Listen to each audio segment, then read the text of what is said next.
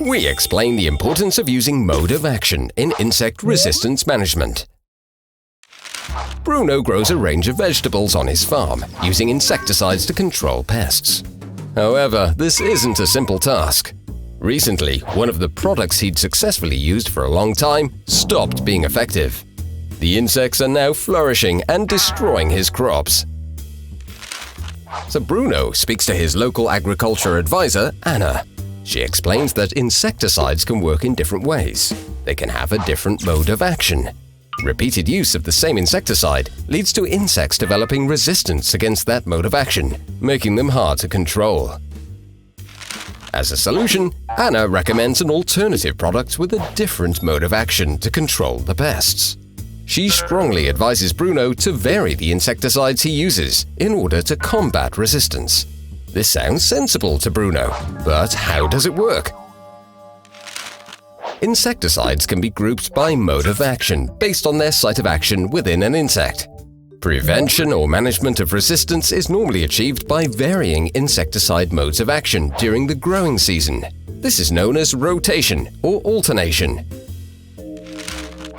Bruno could also use multiple applications of the same mode of action over a defined period of time before switching to another. This is typically around a month and is called a window or block strategy. Application windows are normally calculated based on the time it takes for the pest insects to develop and reproduce. This is known as generation time. With this information, Bruno visits his local retailer to buy the new insecticides. But he's immediately faced with a challenge. How does he find out what mode of action a product has? Retailer Zach explains that in many cases, insecticide products clearly display the mode of action employed, represented by a code. He shows Bruno 4 different insecticides for controlling aphid pests, each with a different mode of action. To prevent resistance, products with different numbers should be used.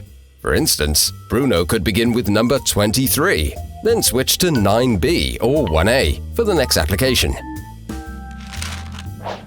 Letters after a specific mode of action indicate chemical and structural differences between insecticides that have the same mode of action.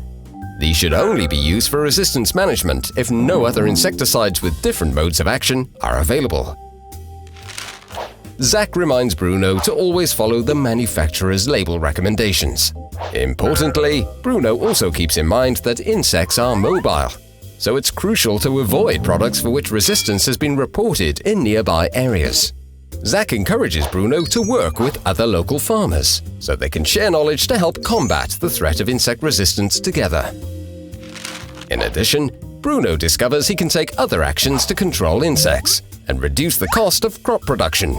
This is often referred to as Integrated Pest Management, or IPM.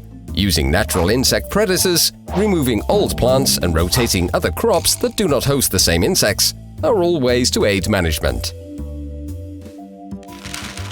For more information on mode of action and resistance prevention, please visit IRAC-online.org.